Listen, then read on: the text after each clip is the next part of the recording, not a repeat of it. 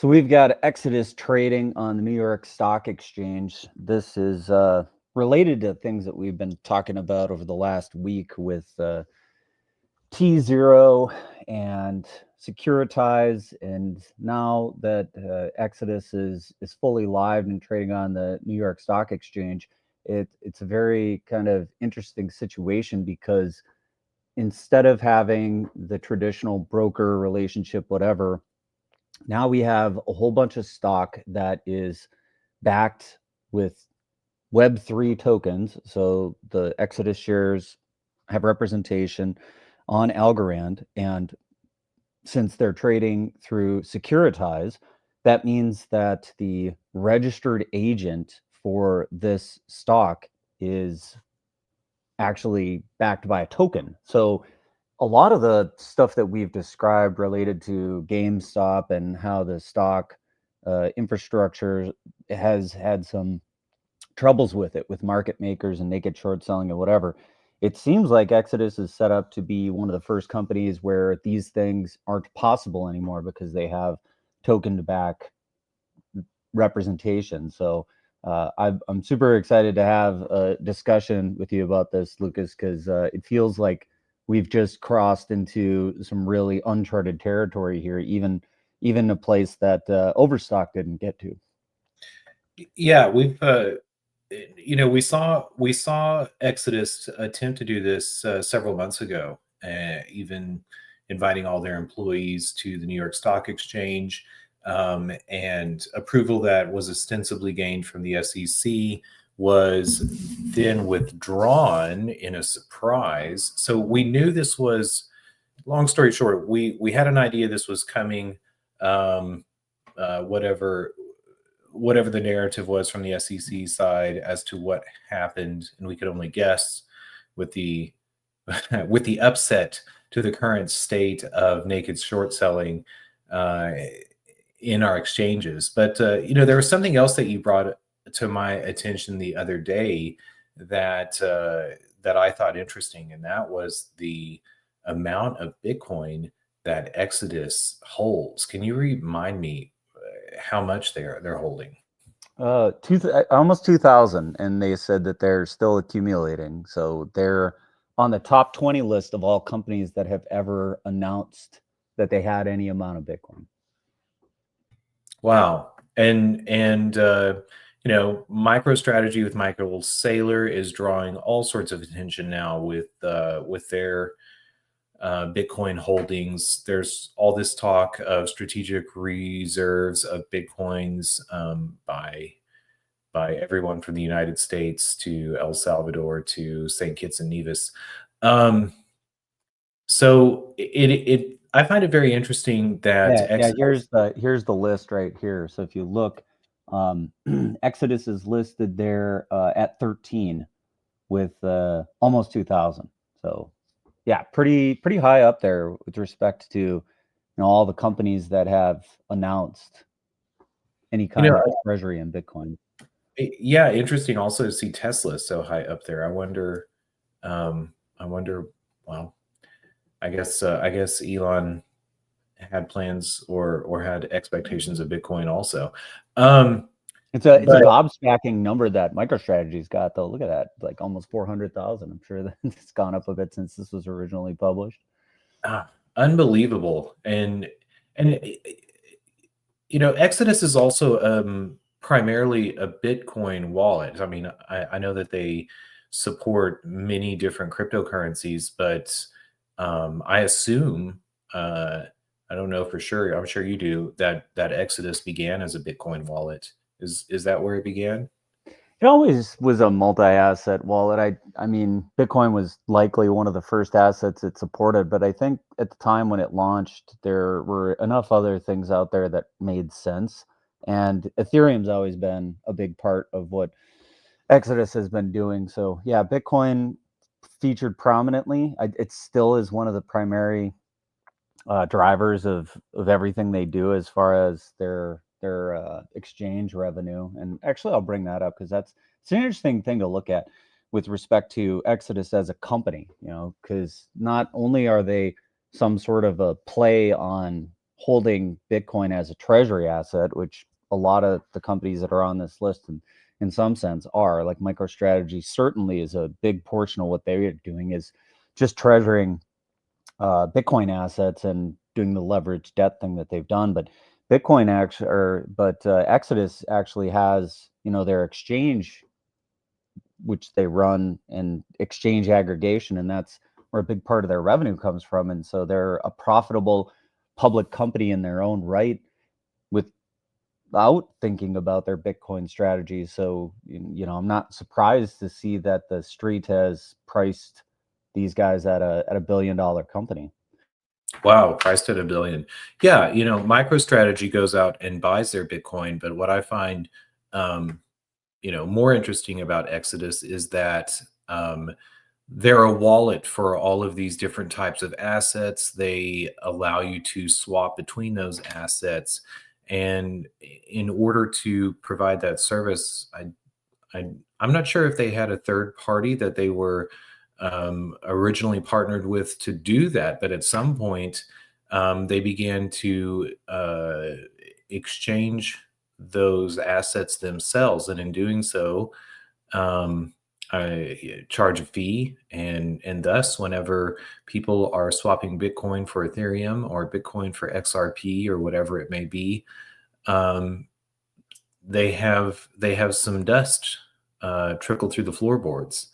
And can you remind me of of how Exodus came to be an exchange of sorts? Yeah, I think the first idea for Exodus was just that it was going to be a non-custodial wallet. And by that, that means you're self-custodying the assets, and that's always been the way that Exodus existed. And then there was a period of time where they partnered up with Shapeshift, which was Eric Voorhees' infrastructure around swapping, and that relationship persisted for a while until I think something occurred, and it was before I really knew much about it, and so I only heard rumblings during my time there of exactly what occurred. But there was some falling out that happened, and so then Exodus had to essentially figure out how to do swapping without that partner, and that swapping was just like what looked a lot like a centralized exchange. There was a back end infrastructure that would allow it to happen, so it would do the matchmaking, find the people that wanted to do the pairs, have the liquidity, all that kind of stuff just kind of happened on the back end. So it was like a convenient interface to be able to transfer between different types of assets. And for that, facilitating that transfer, Exodus took a cut as the front end that allowed for it. And that's what we're seeing here as far as its revenues. Like I've got that on the screen. You can see that over this 1 year period of time, they essentially turned their business around from losing money to making money. And I don't imagine that some portion of this has to do with just coming out of the bear market and into the bull market. But this is something that you've identified, that Exodus actually manufactures Bitcoin as a part of what they do, because they shave a little piece of Bitcoin, so they don't have to necessarily go out onto the open market and buy it like other companies would, like MicroStrategy or whatever, because every time there's an exchange that happens and Bitcoin is a base pair in Exodus, they take a bit of the fee in Bitcoin. So it's kind of like a mining company, but since they have this footprint of all these users who are using Exodus, and they sometimes use it just as a convenience, I think, to do the exchange right there inside the wallet because it's so convenient. Yeah, that's how they're making their money. Yeah, and so we have a company here tied to this emerging phenomenon of the value of Bitcoin. And not only that, but that is one of the first companies to have achieved some sort of protection from the naked shorting.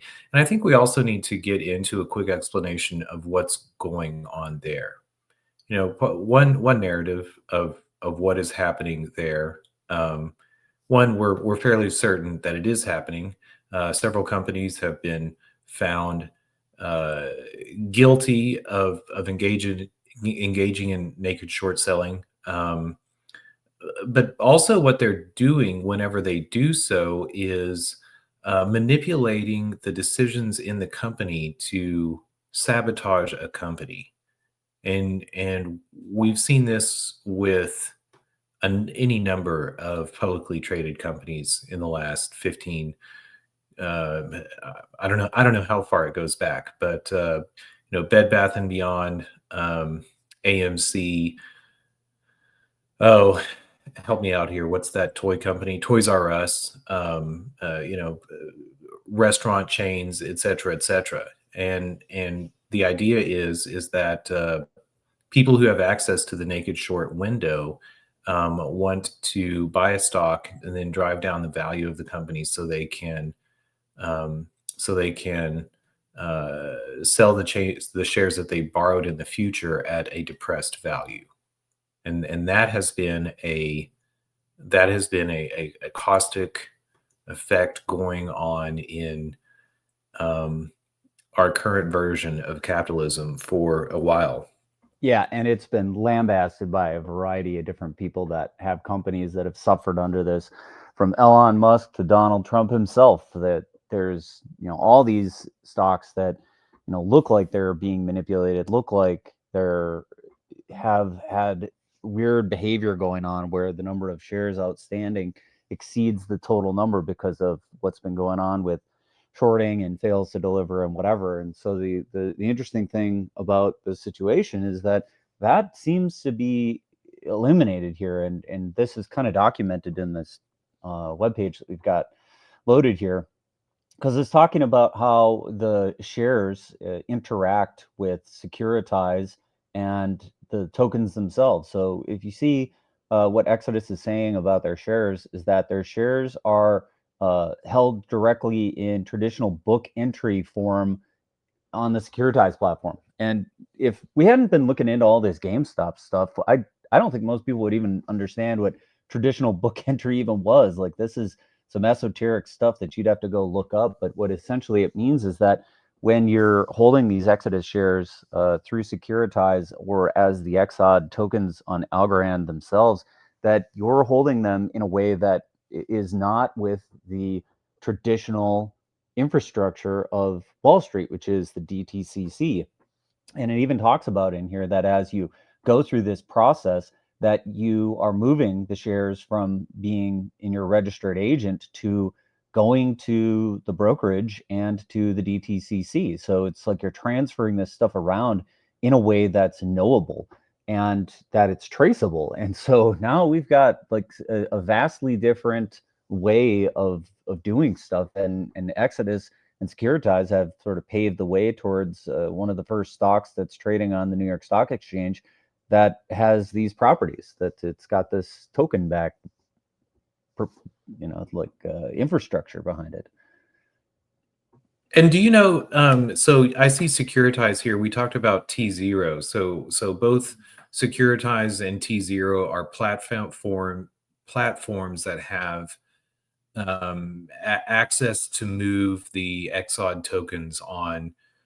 And is it just Algorand, or is it on other blockchains? Exodus was using T0 and then they switched to Securitize. I don't know what prompted that, but both of these guys are doing somewhat similar types of stuff. And when Exodus switched off of T0, I don't know if they just seamlessly reissued the tokens or if they just left all the tokens in place. Like, it seemed like they just left them in place. So as far as how things are being tracked, the tokens themselves seem to be a representation of Class A shares, and there may be some other accounting mechanisms that Exodus is doing. I don't know if it's 100% that they're backed by the Algorand ones, but the Algorand ones are definitely blockchain based and tracked. So when they moved off of T0 and went to Securitize, it seems like the token infrastructure stayed the same. And so what's happening here is Securitize is acting as a registered agent, no different from, like, say, something like ComputerShare, it seems. But they have their own back-end mechanism for keeping track of those, which is on the blockchain. And so T0 being purchased by the New York Stock Exchange, it looks like they're going to be integrating that platform much deeper. And so maybe that means now that, wholesale, if you're on the New York Stock Exchange, you're just going to inherit some sort of a blockchain-based representation of your shares. Now that's more interesting to me. Like going back to being aware that Exodus had thought that they were going to be traded on the New York Stock Exchange several months ago, and ostensibly through Securitize. I see that they switched from T0 to Securitize in March of 2022. So it makes me it makes me wonder as to what the response of the New York Stock Exchange was in the wake of that announcement. Because again, remember, it was a surprise that possibly there was a flurry of phone calls and complaints that were made, and maybe New York Stock Exchange hustled hustled to find a product to meet or to match that um, closed window that Securitize and Exodus were opening up, or that smaller window. Yeah, I think it was back in May when they announced that they had been delayed, and I think that was a surprise because the entire Exodus team was out there ready to celebrate, but we're shut down in their ability to do that. So it took them another 6 months or so, 7 months to get this resolved and figured out. So from May until just yesterday when they actually got listed and went live trading. Yeah, and I just point that out because there's been I've heard questions from people who are watching this as to why now, and I think it's because there's been a multi-pronged attack. Once people were aware of a better way to do something, the wolf has been at the door. So if people say why isn't the New York Stock Exchange doing this? Why are companies like Citadel participating in a closing window?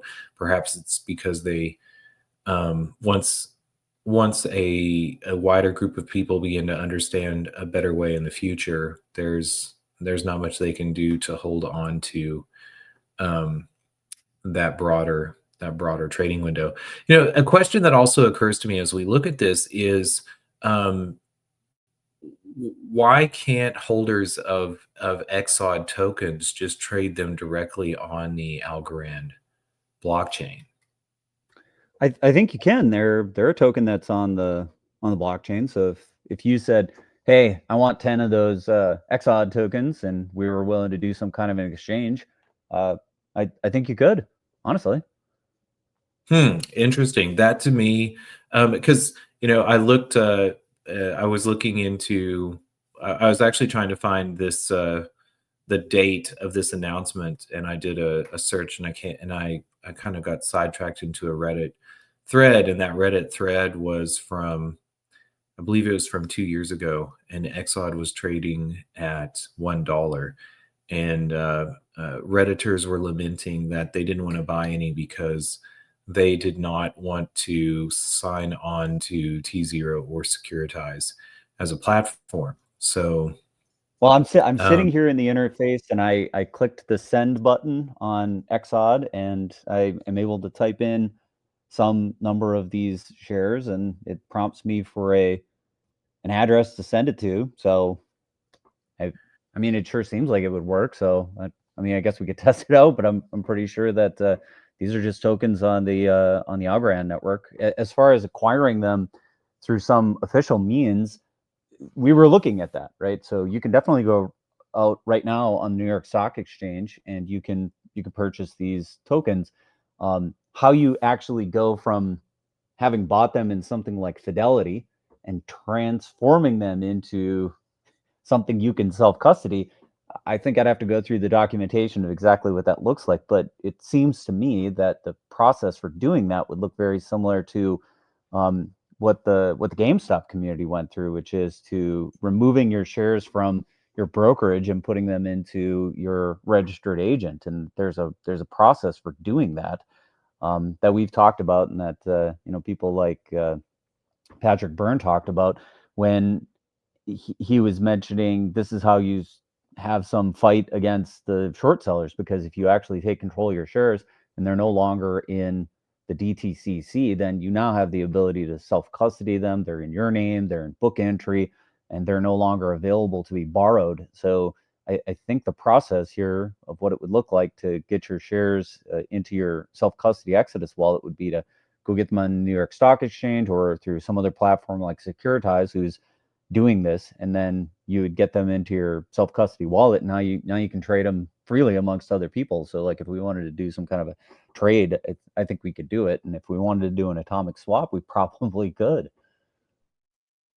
Amazing. And as Exodus proves the concept, I wonder how long it will take for companies, especially the top one that comes to mind is GameStop. Ryan, we know that the GameStop, many shareholders of GameStop are very interested in this concept. Ryan Cohen, the CEO of GameStop, is also attuned to the possibility of a solution in closing the settlement window. There's other similarities between the two. GameStop also has a massive treasure chest, maybe not of Bitcoin, but we know that they hold a lot of cash. And I say that because it's once companies can begin to protect themselves from sabotage by their stockholders, also, it will be interesting to see which of them begin to break out, because we've seen so many companies that have been broken up and sort of looted. Can I say the word looted? So one, I'm interested to see how quickly GameStop follows on the heels of this. Also Patrick Byrne. It's not lost on me that his father was one of Warren Buffett's proteges.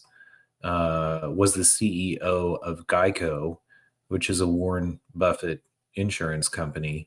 So you can imagine that the likes of Berkshire Hathaway and some of the Warren Buffett crowd have been paying attention to this also. I mean, I even saw that in the management of Overstock, Patrick Byrne's father had helped him to manage that company too, because he talks about conversations with his father as some of the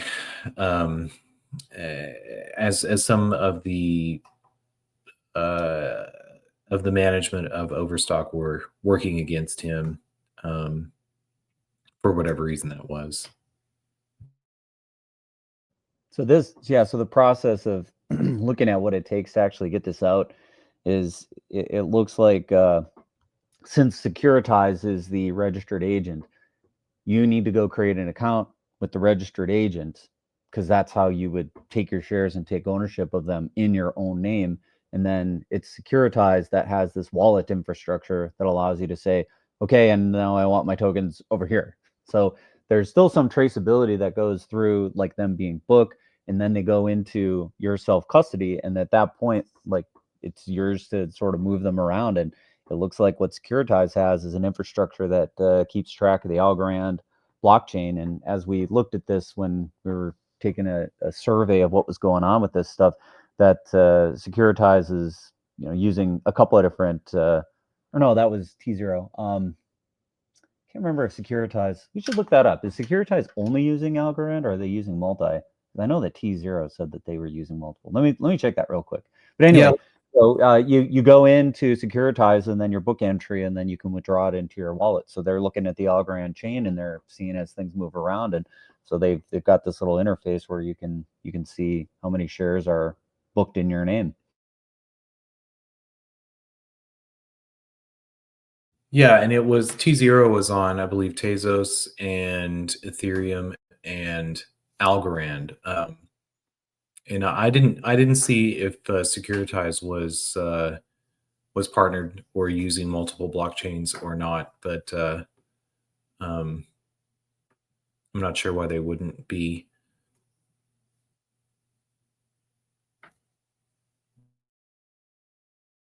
I mean, I should say it would make sense for them to offer options to their customers who are looking to list stocks with them.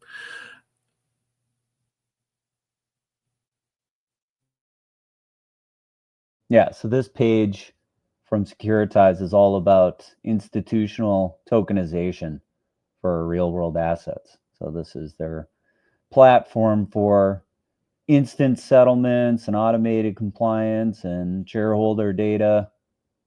Yeah, I didn't see anything about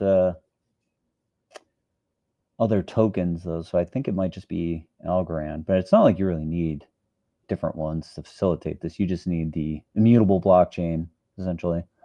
Well, you notice that in their graphic there, it says blockchains plural, not just blockchain. Aptos. Oh, here we go. Avalanche. Polygon. So seems like they have a fair number. I think, let's see, custody solutions. This is some other stuff. Web3. Yeah, I don't know. It's not obvious what this part actually is. Maybe it's I don't know if fund tokenization is the right thing to call what Exodus has done. Yeah, maybe we try to reach out to these guys and see if they'll come explain this in a bit more detail. But I think we got the gist of it for what Exodus is doing, and it's definitely on the Algorand network for them. We've seen some images that Exodus has posted to X recently, and it's definitely, if you actually have some of these, that says right on it that they're on the Algorand network. So there you go. Algorand is doing one of these real world asset tokenization things. It's happening on that chain for sure today. And did you happen to see, I believe it was maybe it was JP Morgan, but I saw on my Twitter feed yesterday an announcement with regards to a municipal bond that was being tokenized and offered. Did you see that at all? I missed that one. I could go look it up, but I don't. I found it remarkable because you know, more assets are being tokenized, are being considered for this improved system of trading. So again, I think we're going. I think I found it. This is it. BlackRock makes history investing in the first blockchain issued municipal bonds. That was it. That is it. Because I remember thinking to myself, well, no surprise that it was BlackRock, because we've heard Larry Fink's fervor for tokenized assets. You know, I think he I think he understands sees what BlackRock brings as providing stability for diversifying tokenized assets. So trillions are ready to flow in. Goodness. I don't know if you saw it, but I'm going to put it on the screen for a second because you pointed it out, and I think the timeline's just a hair longer than what I had anticipated. But check this out. Look at what I've got on the screen right now. December 9th, 2022. That was almost 2 years ago. Exodus was trading for $1. So I think we may have found one of our first 50x rips, because look at this. If you would have bought the absolute low, if you would have been savvy enough to say that this thing is definitely trading undervalued, and it was trading for something like $1, $3 for some period of time. I mean, look at this. Like this is low prices.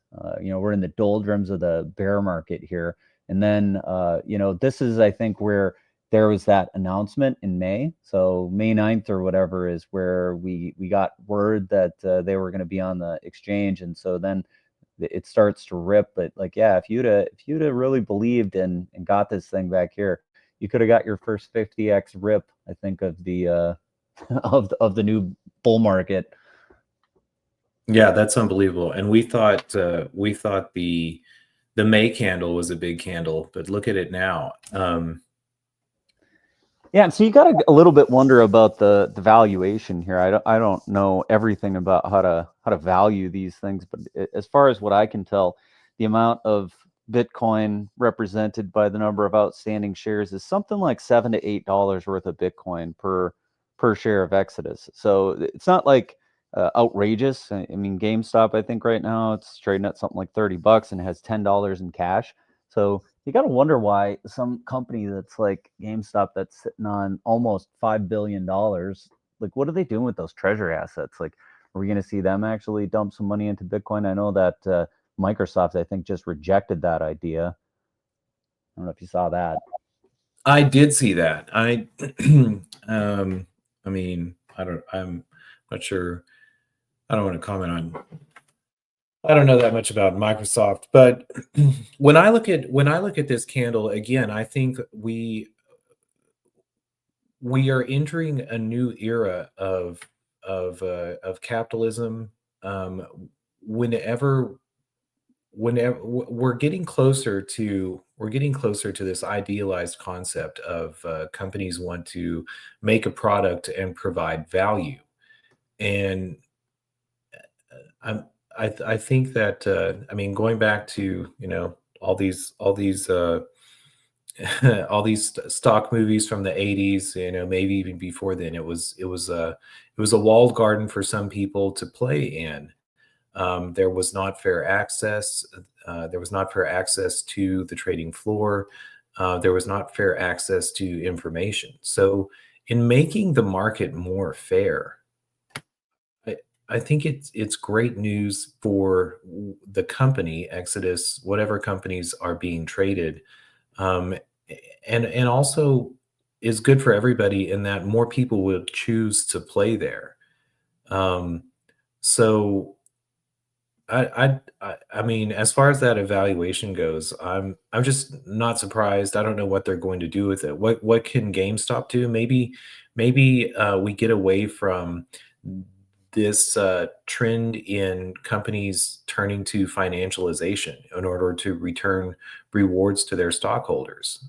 Maybe those rewards actually begin to come from the products that they are producing and not from the again the financialization or speculation that's going on with passing their stock around with the possibility of being able um, to make a short bet on it in the future. So that's what I'm hoping for when I see this, and I again I think that we will see companies who are actually making things want to also protect themselves from uh, manipulation by short sellers. For sure. I mean, I think thinking about something like GameStop, if they wanted to use Securitize as their registered agent and then start having individuals have their assets based on some kind of blockchain, that the path seems clear. So I don't think there's anything that's particularly stopping them. And if they really wanted to see if that could help resolve the situation, it would be an interesting experiment to see how many of those Maybe shares actually get called in. if Microsoft moves towards blockchain settlement of their shares, maybe maybe I won't use Linux, but I don't love their product. So and I Well, think we've that seen no indication that Microsoft's going to do that, but I think that there are some of these stocks which are very crypto friendly that I could easily see wanting to do something like this. I don't know if Tesla would rock the boat at this point. Whatever game is going on with their shorting, their price seems to just continuously seems to be ratcheting up. So I don't think they're having as big of an issue as some other companies. But I could easily see something like DJT do this with the problems they've had and the arguments that they've got towards their shares being shorted inappropriately. well, I think there's also uh, not just stopping short of the naked shorting or the shorting. I think there's also just problems um, in a in, in a world where companies are expected to to compete with companies in which their price is being manipulated, uh, and to simultaneously provide a product, I think that's corrosive to the decisions that are put in front of that company. So I would see that. I mean, I could see all companies. I mean, Microsoft has any number of products. Maybe it's their gaming platform that's one of the tops, or the top revenue producers for them. But either way, like I would imagine that those who are most devoted to the company want to be making things, and not not engaging in the politics of I don't even know how to put this because I'm not that because I'm not in the corporate atmosphere. But I imagine that whenever you have to compete with companies who are making money purely through financial speculation, then it it's difficult to compete with actually producing a product. Um, Again, because whenever you can magically create big losers through financialization, if you're selling a product, then the winners have to be broader across the board. It's very hard to compete with that. So I have an idea that companies who actually make things are going to be um, ecstatic over removing the settlement window, or closing the settlement window, so they can focus on building things. Um, but anyway, that's my guess. We'll see what happens with Microsoft. Anything else that you wanted to talk about today before we close it out?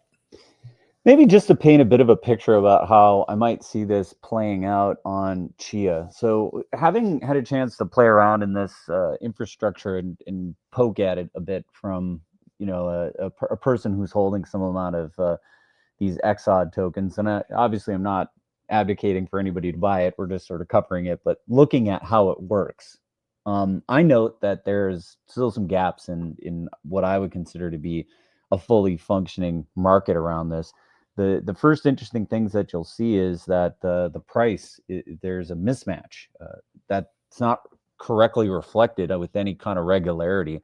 Um, so if you look in your self custody, Exodus has a certain price for what they think the tokens are worth, and they reflect that. So they essentially take the number of tokens you've got, multiply it by the price, and then they say, well, this is what it's worth in USD, and it's not matching what's going on the New York Stock Exchange. So there's a price of what is happening on the NYSE, and then there's a price of what the platform Securitize thinks that these should trade at. And so it's not perfect yet. And so with what Chia's been contemplating with their one market, where everything is trading 24 hours and prices should be reflective of whatever's going on within the ecosystem, that I think is still something that needs to be more well defined in the world of blockchain. We don't have that in any meaningful sense right now. So if what Chia is doing is competitive to what we're seeing with Securitize or T0, and it's going to trade stocks and representative stocks on the Chia blockchain or something like this, then that whole idea that it's trading 24/7 and there's price discovery and all of this is happening within one market, I think that would be an upgrade to what I'm seeing right now, because it still seems like the only thing that Securitize and T0 are doing is acting as a registered agent. And that's, I would say, the lowest level of what could happen. But it also seems to be what I understand Chia to be working towards. So I'd be really interested to see if in their January announcement they've gone beyond what Securitize and T0 are doing, or if they're in many ways just creating a competitive infrastructure towards what we're seeing here.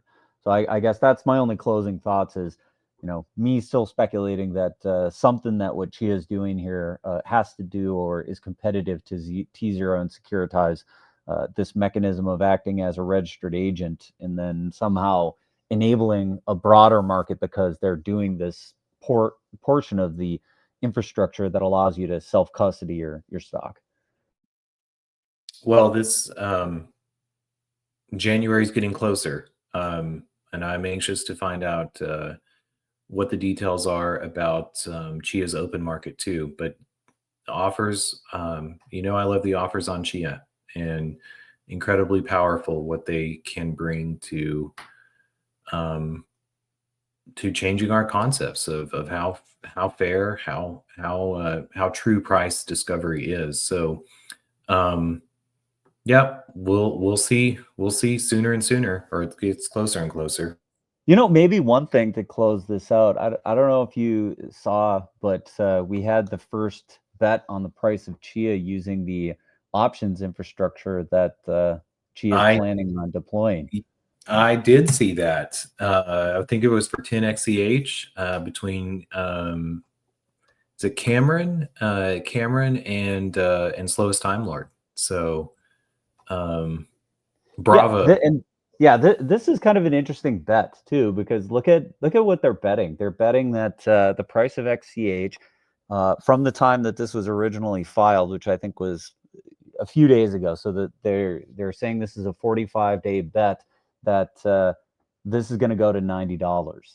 That is a very interesting bet, and I'd be interested if Slowest is taking any other further action on that bet, or if he's just going to hold it to this. But yeah, saying that Chia is going to go to $90 immediately following the January announcement is an extremely bullish indicator on Chia from at least one person in the ecosystem, and they were willing to place this bet. So Cameron took the other side of it. He's the developer of this options infrastructure, and I think that that's getting folded in a more meaningful way to what Chia is officially going to support. So this options stuff is not even something that we have to wait for. Again, this is just existing. So not only should there be one market for Chia, but you wouldn't have to wait for somebody to set up an options chain now, since it just trades and there's smart contract programmability on Chia. You can just make options contracts, which has already been effectuated.